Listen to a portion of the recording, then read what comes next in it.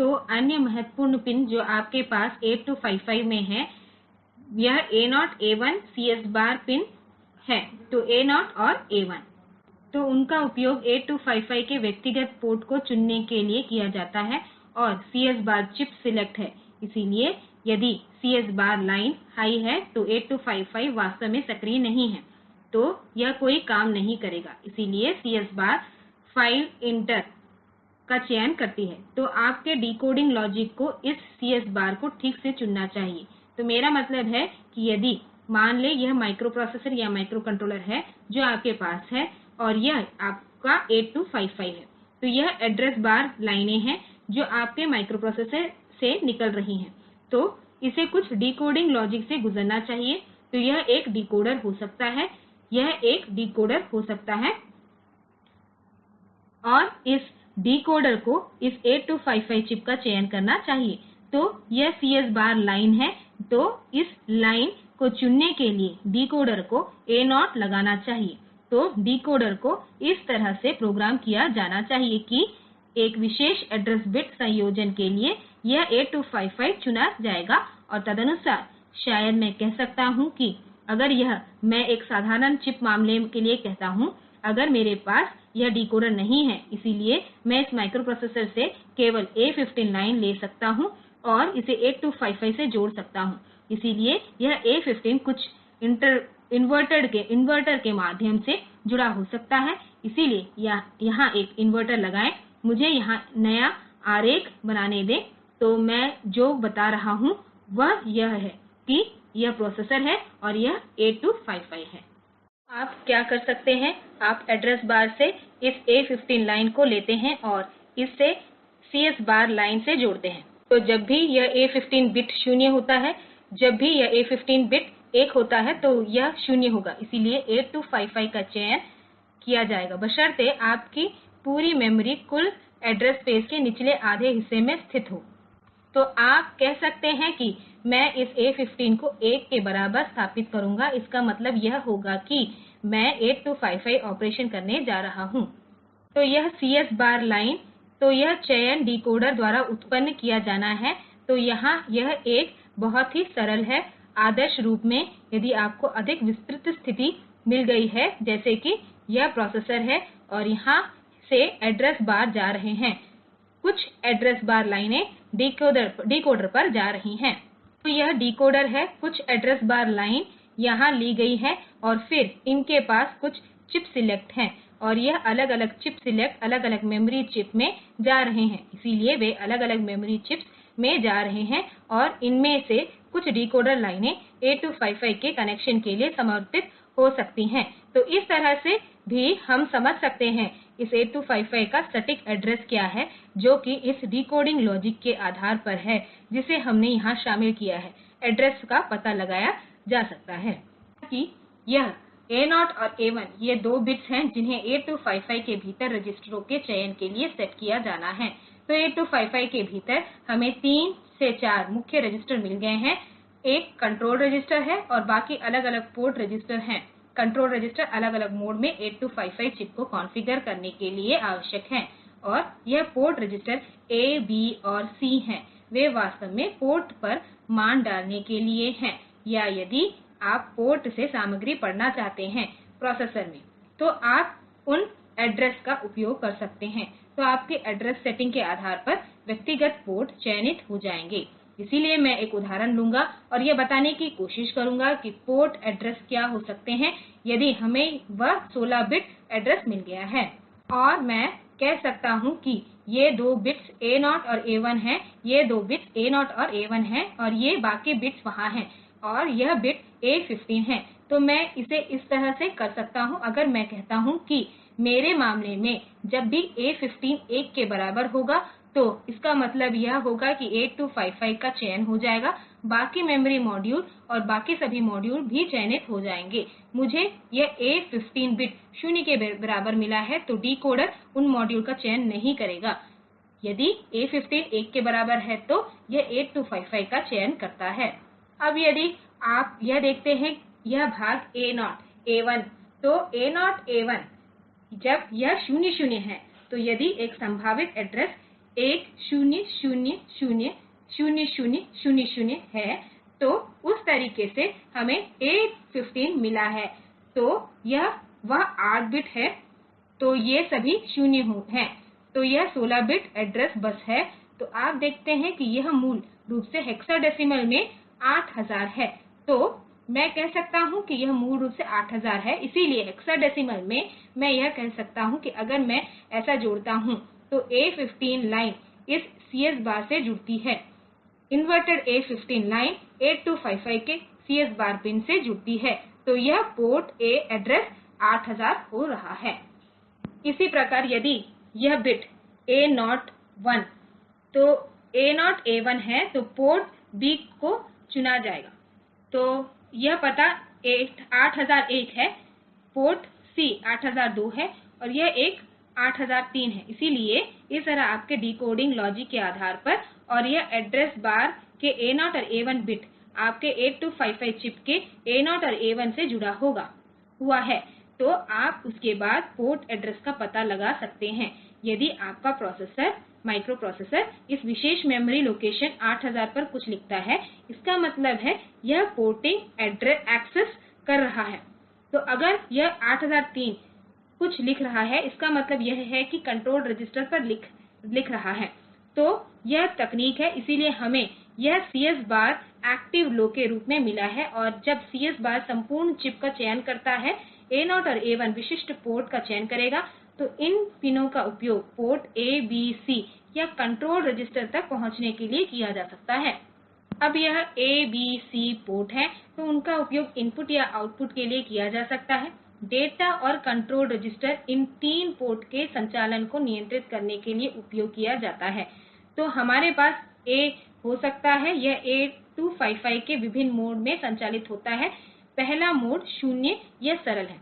तो यह सबसे लोकप्रिय मोड है और लगभग सभी एप्लीकेशन जो आपके पास अधिकतर हैं, वे इस पोर्ट को 8255 के इस मोड का उपयोग कर रहे होंगे। तो मोड 0 में port A B C lower और C अपर इन्हें इनपुट या आउटपुट पोर्ट के रूप में प्रोग्राम किया जाता है। तो इनपुट पोर्ट या आउटपुट पोर्ट और सभी बिट्स आउटपुट या सभी इनपुट हैं। तो हम इसे व्यक्तिगत रूप से नहीं कर सकते हैं। तो या तो सभी 8 बिट्स पोर्ट A आउटपुट होंगे, सभी 8 बिट्स पोर्ट A के इनपुट होंगे। तो कभी कोई बिट चयन नहीं है। हालांकि हमने पहले सेट किया है कि पोर्ट C कुछ मोड में बिट एड्रेसेबल है, लेकिन मोड 0 में यह सच नहीं है, जो केवल एक विशेष मोड के लिए सच है। तो पूरे पोर्ट को एक ही तरह से कॉन्फ़िगर किया गया है। तो यह 8051 के विपरीत, जहां ये पोर्ट P0 से P3 उन्हें यह बिट कंट्रोलेबिलिटी मिली है, यहाँ ये या तो इनपुट पोर्ट या आउटपुट पोर्ट हैं। तो यहाँ हमारे पास वह सुविधा नहीं है। फिर हमारे पास मोड 1 है।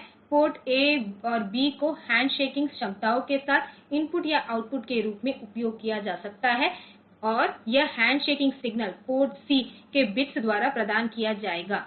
तो हैंडशेकिंग क्षमता का मतलब है आप डेटा को डेटा बार पर रख सकते हैं और एक मास्टर डिवाइस से जब आप स्लेव डिवाइस में डाल रहे होते हैं, तो जब डेटा डाला जाता है तो उसके अनुसार स्टॉप सिग्नल दिया जाता है। तो रिसीवर को वह मूल्य प्राप्त होगा और वह डाल देगा, यह दूसरा एक्नॉलेजमेंट डाल देगा। तो इस तरह से यह जाएगा। तो उन सभी चीजों को पोर्ट C द्वारा नियंत्रित किया जाता है। यह हैंडशेकिंग सिग्नल पोर्ट C द्वारा दिए गए हैं और पोर्ट A और पोर्ट B उन्हें डेटा वैल्यू के रूप में उपयोग किया जाता है, जो वे डेटा पोर्ट द्वारा होते हैं। फिर हमारे पास मोड 2 है। हमारे पास पोर्ट A दिशात्मक इनपुट आउटपुट पोर्ट C द्वारा हैंडशेकिंग उपयोग किया जा सकता है और पोर्ट B को मोड 2 में उपयोग नहीं किया जा सकता है। तो उन्हें केवल मोड 0 या मोड 1 में कॉन्फ़िगर किया जा सकता है। तो हम इस मोड 2 को पोर्ट B के साथ नहीं रख सकते हैं। और एक और दिलचस्प मोड है जिसे बिट सेट रीसेट मोड या BSR मोड के रूप में जाना जाता है। यहां आप पोर्ट C के व्यक्तिगत बिट्स को नियंत्रित कर सकते हैं। इस तरह से आप अगर आप वास्तव में देख रहे हैं बिट लेवल एड्रेसेबिलिटी, तो आपको मोड 4 पर जाना होगा, जो कि मोड 3 है, जो बीएसआर मोड या बिट सेट रीसेट मोड है। इसलिए हमें जो पहला काम करना है वह कंट्रोल रजिस्टर को सेट करना है। अब मैंने कहा था कि 8255 में एक कंट्रोल रजिस्टर है जहां आपको ठीक से प्रोग्राम करना है। तो पोर्ट का उपयोग माइक्रोप्रोसेसर द्वारा किया जा सकता है। अब इस मामले में हमारे पास यह पूरा कंट्रोल रजिस्टर दो समूहों में विभाजित किया जा सकता है, तो ग्रुप ए और ग्रुप बी। ग्रुप ए में हमें पोर्ट ए और पोर्ट सी अपर बिट्स मिले हैं। आप देखते हैं कि पोर्ट ए और पोर्ट सी अपर बिट्स इस ग्रुप ए द्वारा नियंत्रित होते हैं, और group B setting port B और पोर्ट सी लोअर बिट्स को नियंत्रित करता है। और ग्रुप ए रजिस्टर में एक और बिट है जिसे बिट डी7 कहा जाता है। तो यहाँ अगर यह बिट 1 है, इसका मतलब है आईओ मोड होगा, और यदि यह 0 है, इसका मतलब है यह बीएसआर मोड है।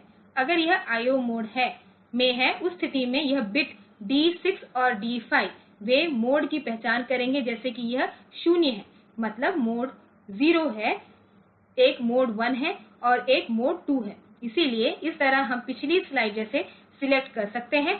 हमने देखा है कि हमारे पास मोड 0, 1, 2 या बीएसआर मोड हो सकता है, जिसे हमने स्पष्ट रूप से मोड 3 नहीं कहा है। इसीलिए यह बीएसआर मोड है।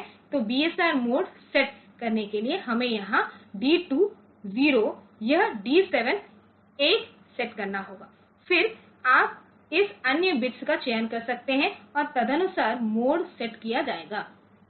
तो यदि आप इस पोर्ट ए को इनपुट मोड के रूप में सेट करना चाहते हैं, तो इस बिट डी4 को 1 पर सेट करना है। यदि आप पोर्ट ए को आउटपुट के रूप में चाहते हैं, तो यह डी4 बिट 0 होना चाहिए। इसी तरह से पोर्ट सी अपर, यदि आप चाहते हैं इसे इनपुट पोर्ट के रूप में सेट करें, फिर बिट डी3 बिट 1 होना चाहिए, अन्यथा डी3 बिट 0 होना चाहिए। फिर यह ग्रुप बी, हमें 3 बिट मिले हैं, D2, D1, D0। ये D2 ग्रुप बी के मोड चयन के लिए, यह मोड 0 या मोड 1 है, और फिर मोड 1 में, मोड 0 में आपको यह मिल गया है। अब मोड चयन के बाद आप इंडिविजुअल पोर्ट को नियंत्रित कर सकते हैं, जैसे पोर्ट बी को इनपुट और आउटपुट में सेट किया जा सकता है, और पोर्ट सी के लोअर हिस्से PC3 से PC0 इनपुट या आउटपुट के रूप में सेट किया जा सकता है, इस D0 पिन को नियंत्रित करके। तो इस तरह से उचित नियंत्रण स्थापित करके आप 8255 से विभिन्न इनपुट आउटपुट उद्देश्य के लिए सभी पोर्ट कॉन्फ़िगर कर सकते हैं। सबसे अधिक इस्तेमाल किया जाने वाला शब्द आईओ मोड 0 है, तो बीएसआर मोड भी इतना सामान्य नहीं है। तो 8255 जो एप्लीकेशन हम देखेंगे वे ज्यादातर यह आईओ मोड और मोड 0 में उपयोग कर रहे हैं। यही कारण है कि इसे एक मूल इनपुट आउटपुट मोड कहते हैं। तो इसे मूल इनपुट आउटपुट मोड नाम मिला है। इस मोड में ए, बी और सी के सभी पोर्टों को इनपुट या आउटपुट के रूप में प्रोग्राम किया जा सकता है, और एक दिया गया पोर्ट एक की समय में इनपुट और इनपुट दोनों नहीं हो सकते हैं, और एक दिया गया पोर्ट एक ही समय में इनपुट और आउटपुट दोनों नहीं हो सकते हैं। मान लीजिए कि हम ए, बी, सी सभी पोर्ट को आउटपुट मोड में चाहते हैं। तो इस मामले में यदि ए, बी, सी को सभी पोर्ट आउटपुट मोड में है और मोड 0 में है, तो आप पिछली सेटिंग में देख सकते हैं यह आईओ मोड है। तो यह बिट 1 होना चाहिए, और फिर यह मोड 0 है, इसीलिए ये 2 बिट्स 0 हैं। और फिर यह पोर्ट ए, यह सब आउटपुट मोड है, पोर्ट सी भी आउटपुट मोड में है, तो यह फिर से मोड चयन है। तो मोड 0 है, तो यह 0 है, और यह भी आउटपुट मोड है, तो यह भी 0 है और यह भी 0 है। इसलिए यदि आप ऐसा करते हैं कि आप कंट्रोल जो हम प्राप्त कर रहे हैं वह 80H है, तो इस तरह से हम कह सकते हैं कि जब हम यह सेटिंग कर रहे हैं कि सभी पोर्ट बिट्स आउटपुट में हैं, सभी पोर्ट आउटपुट मोड में हैं, तो यह कंट्रोलर दूसरी ओर है। अगर आप कहते हैं तो वह port A input, port B output होना है, पीसी लो और पीसी हाई दोनों आउटपुट है, लेकिन पोर्ट ए इनपुट मोड होना चाहिए। तो पोर्ट ए इनपुट मोड में होना चाहिए। तो फिर से यह IO मोड है, तो यह 1 होना है। फिर मोड 0, तो वे मोड 0 हैं। अब पोर्ट ए इनपुट मोड में है, तो यह 1 होना चाहिए, और पोर्ट सी आउटपुट मोड में है, तो यह 0 है। तो यह फिर से मोड 0 है। पोर्ट बी भी मोड 0 में है, यह भी 0 है। इसलिए जो पैटर्न आपको मिलता है वह 90 है। तो आइए देखते हैं कि हमें वहां क्या पैटर्न मिला है। तो आप देखते हैं कि पैटर्न 90H है। तो इस तरह आप कंट्रोलर सेटिंग को नियंत्रित करके इन इंडिविजुअल पोर्ट की सेटिंग कर सकते हैं। हमारे पास कुछ कनेक्शन हैं जिनसे इस 8255 चिप को इन 3 में से किसी भी मोड में प्रोग्राम किया जा सकता है जिसे हमने देखा है। तो सबसे पहले हमें पोर्ट ए, बी, सी और कंट्रोल रजिस्टर पर पोर्ट एड्रेस असाइन करना होगा। तो इसे IO पोर्ट की मैपिंग कहा जाता है। तो यह पहली बात है जो हमको करना होगा कि यह किस एड्रेस से जुड़ा है, इंडिविजुअल पोर्ट को कैसे एक्सेस करना है। तो यह एक विशिष्ट उदाहरण है। मान लीजिए कि कनेक्शन ऐसा है जो हम कर रहे हैं। यह 8255 है और यह A0 और A1 पंक्ति हमारे एड्रेस डेटा बस से है। आप देखते हैं कि पोर्ट ए पोर्ट 0 बिट्स 74373 से जुड़े हैं, और पोर्ट 0 बिट्स उन्हें इस multiplex address data bus lower order address और डेटा बस का वैकल्पिक कार्य मिला है। तो वे वास्तव में इस बफर के माध्यम से जुड़े हुए हैं। मुझे यह A0 और A1 लाइनें स्थिर मिल रही हैं। तो वे लाइनें 8255 के A0 और A1 पिन से जुड़ी हुई हैं, और यह P 27 मुझे लाइन A15 मिल रही है, और यह P 27 से जुड़ा हुआ है। तो यह जुड़ा हुआ है CS बार लाइन से। तो यह A15 लाइन, इसलिए यदि यह P 27 A15 है, तो A15 लाइन मूल रूप से इन्वर्शन होने वाली है जो CS बार पर जा रही है। इसलिए जब भी यह बिट 1 होता है तो इस 8255 चिप को चुना जाएगा। फिर यह रीड बार और राइट बार लाइनें जा रही हैं, और ये सेटिंग है। तो यह कनेक्शन है। तो 8255 के इस रीसेट को ग्राउंड से जोड़ा जाना चाहिए। रीड बार और राइट बार लाइन को इस से जोड़ा जाना चाहिए।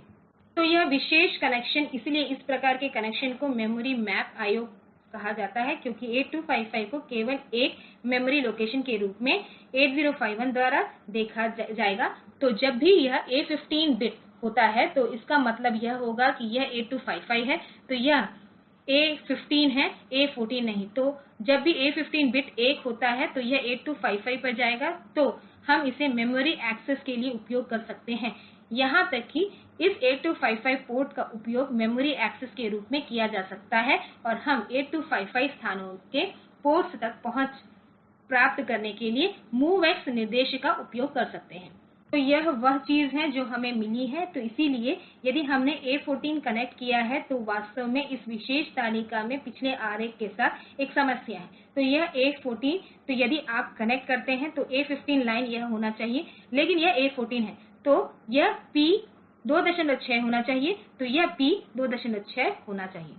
तो उस असाइनमेंट के लिए अगली टेबल मान्य है। तो इस टेबल को आप देखते हैं कि हमने इस A14 को 1 पर सेट किया है।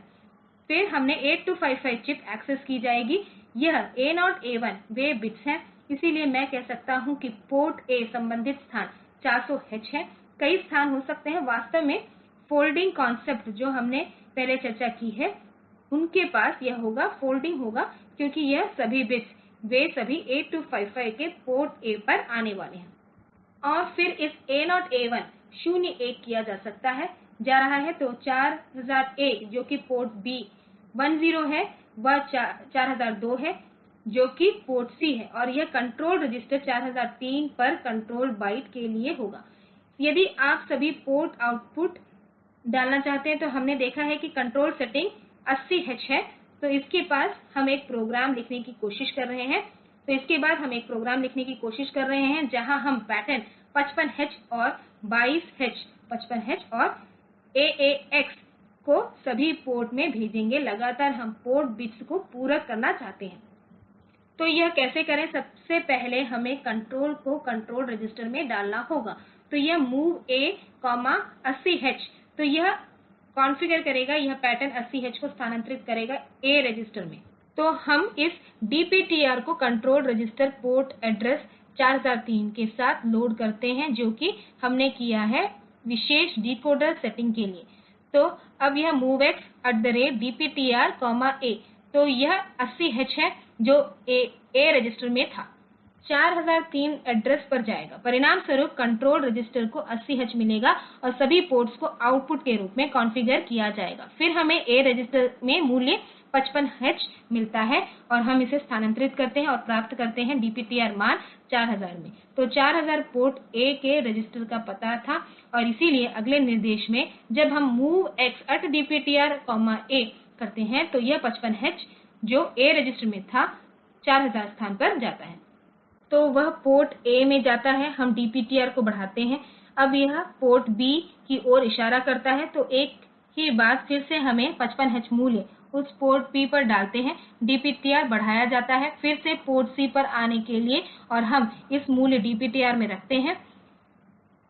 तो यह है कि 55H पोर्ट C पर जाता है, तो हम A का कॉम्प्लीमेंट करते हैं, तो A के सभी बिट्स उन्हें टॉगल किया जाता है। अब A रजिस्टर में आपके पास पैटर्न A होगा, तो हम एक डिले रूटीन डालते हैं और फिर S जंप फिर से, तो हम इस बिंदु पर वापस आते हैं जहां हम फिर से पैटर्न AA को पोर्ट A पर आउटपुट करेंगे, फिर AA को पोर्ट B, AA को पोर्ट C, फिर कॉम्प्लीमेंट इस को 55 पर ले जाएंगे। तो इस तरह हम प्रोग्राम ऑपरेशन कर रहे होंगे, इसलिए यह पोर्ट के इंडिविजुअल बिट्स पर उचित मान डाल देगा।